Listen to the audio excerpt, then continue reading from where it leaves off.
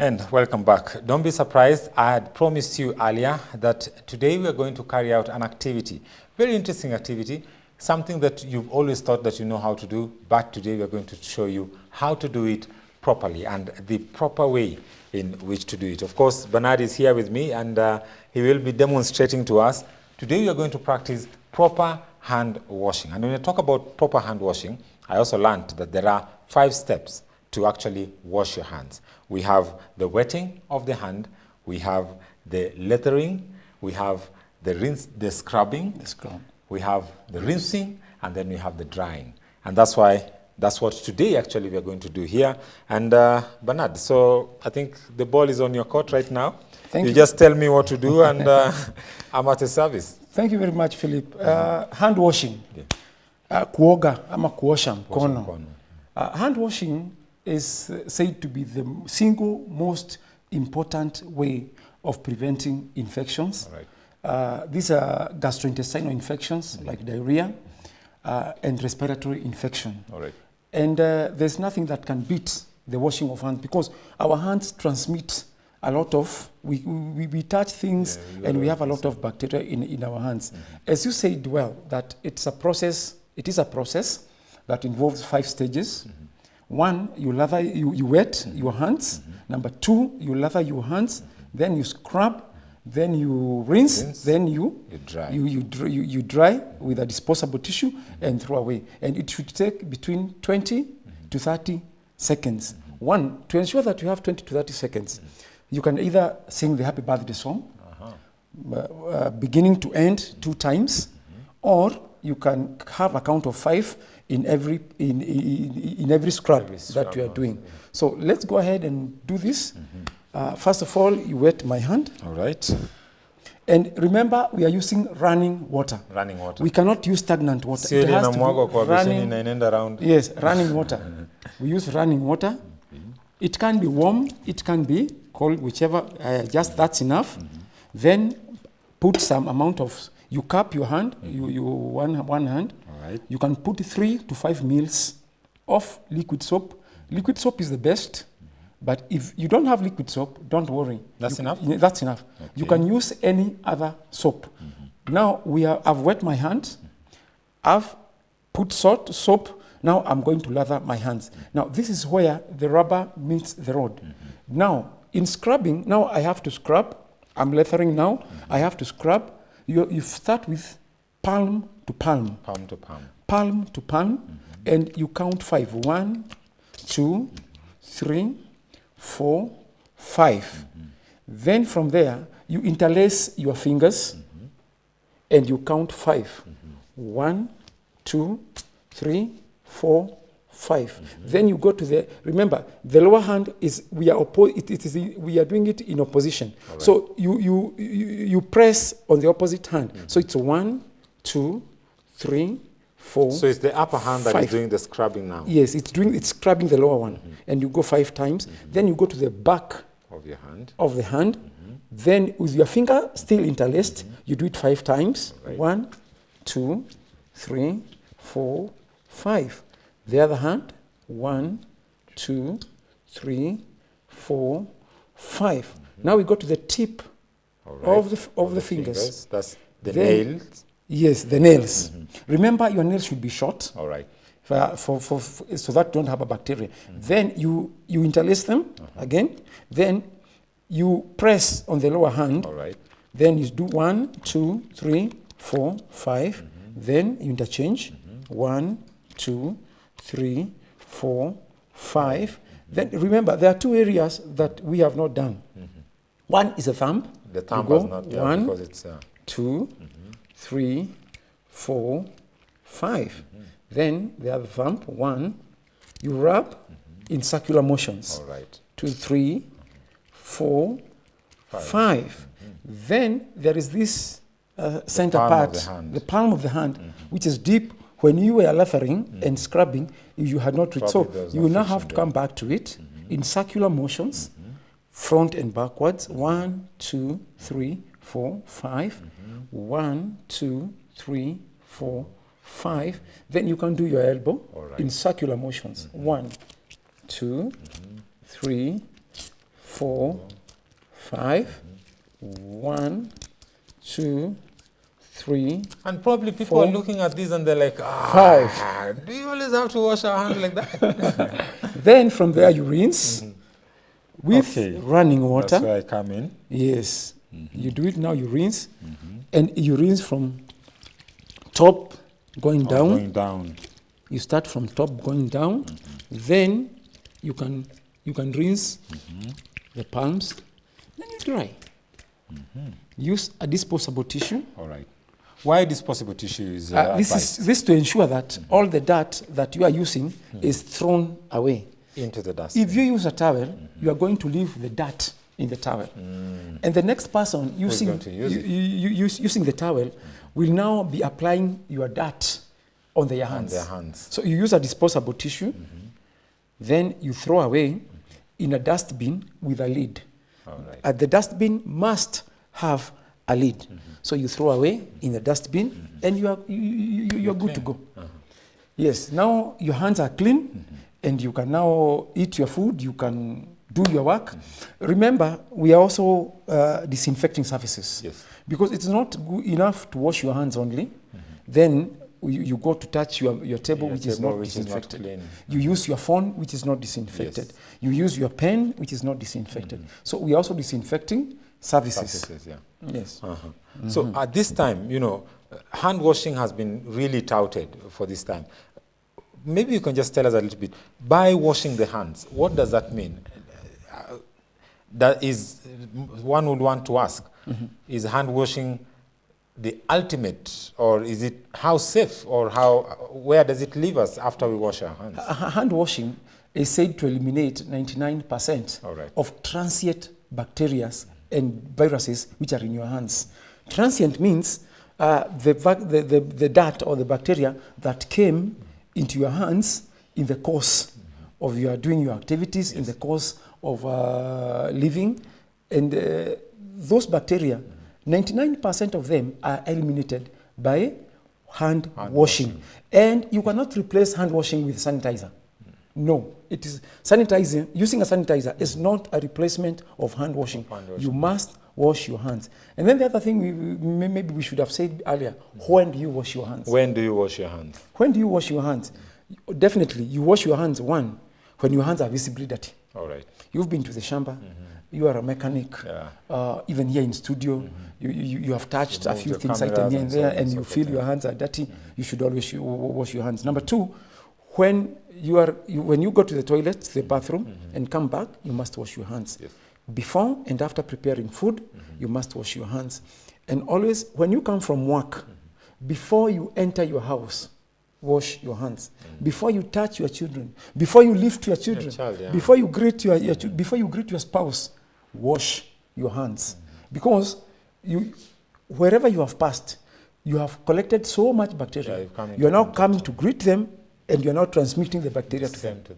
When you open your doorknob, all the bacteria that was in your hands, you are now transmitting it, putting it back into your doorknob. So that's why the other day I was saying, when people are building houses, let us have a sink which is placed outside the house. If you don't have a sink, you can have a tank, a small tank or a bucket which has a tap placed outside the house, so that everybody who is coming, including you, when you come, and some soap.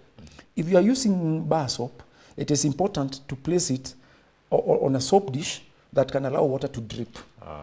Because some people, they place bar soap in a container that cannot throw away water.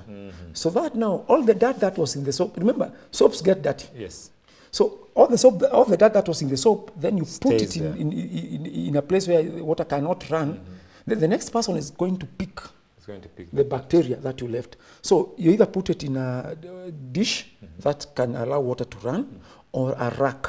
All right. Yes, a rack which can allow water to run and can allow the soap to dry.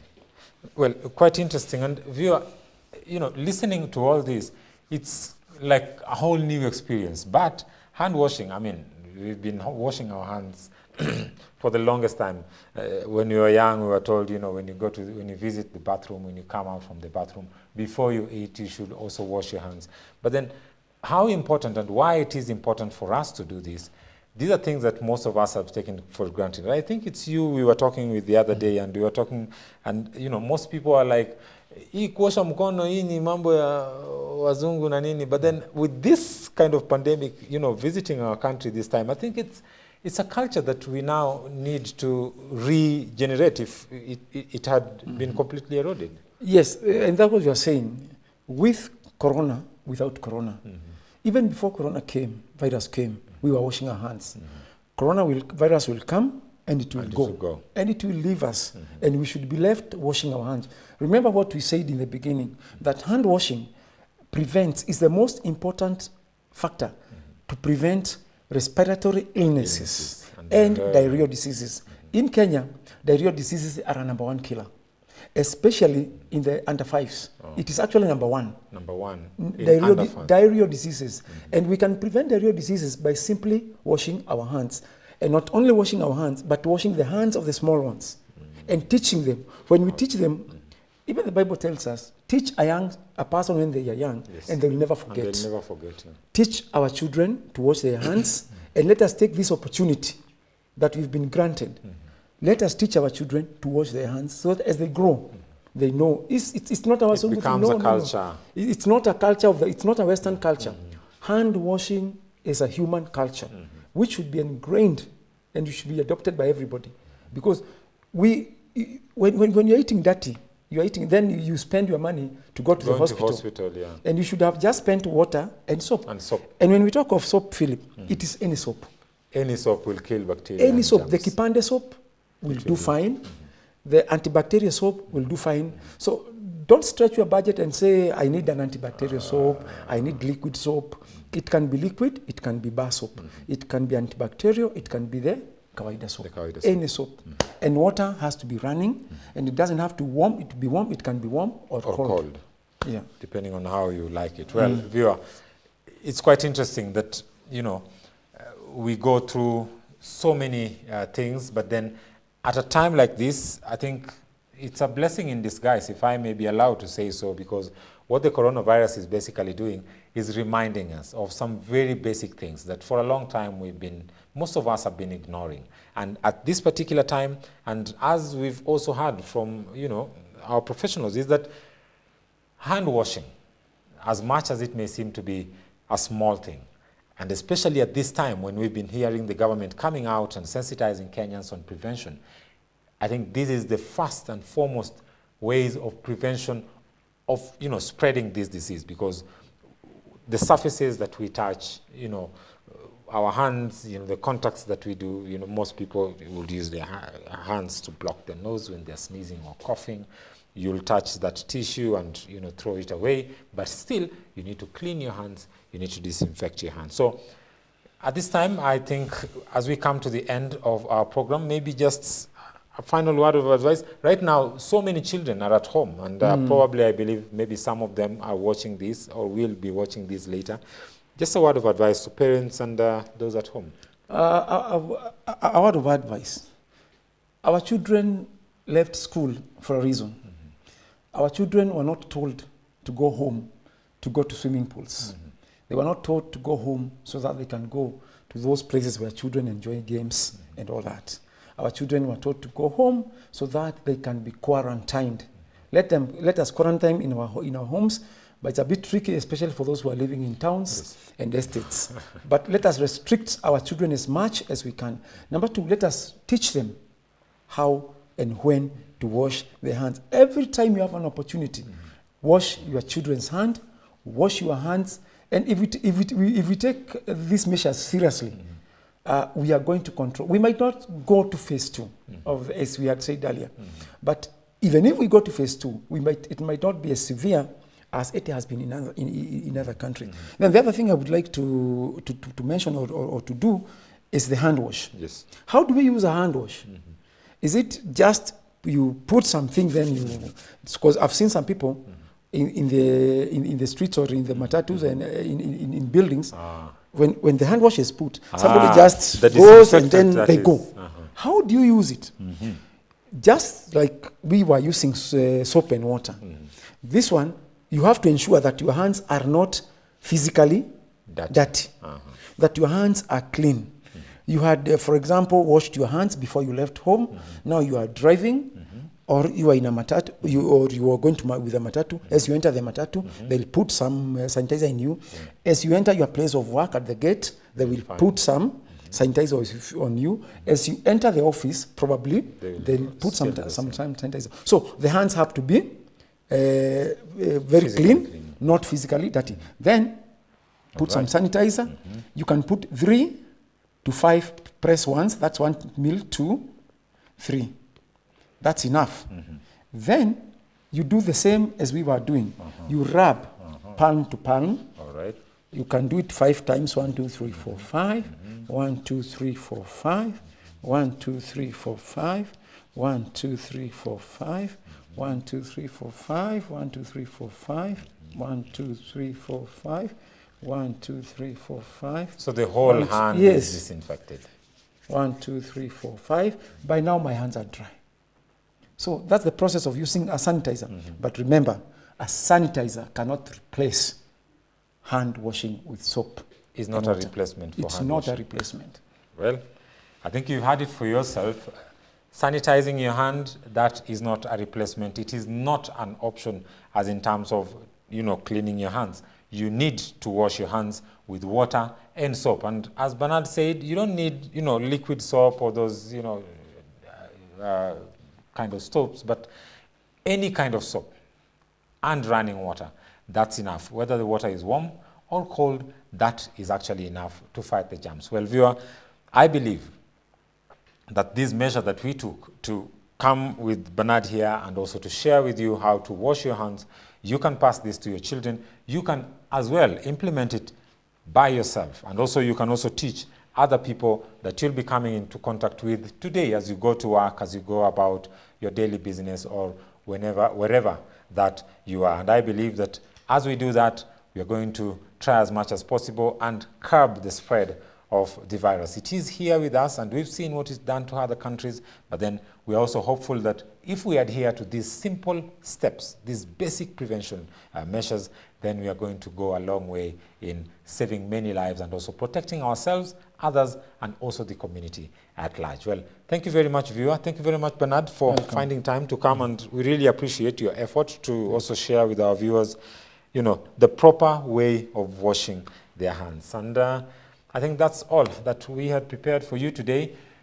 Don't forget to join us again tomorrow on GBS Morning Extra. We'll be having more on, prevention and also how to go about the coronavirus. And this is indeed an opportune time for us as Kenyans to think and also to come to terms with the reality that is now facing the world and to do as much as we can to try and just curb the spread of this deadly coronavirus. Well, my name is Timothy Omondi. Do have yourself a lovely day and see you again tomorrow, God willing.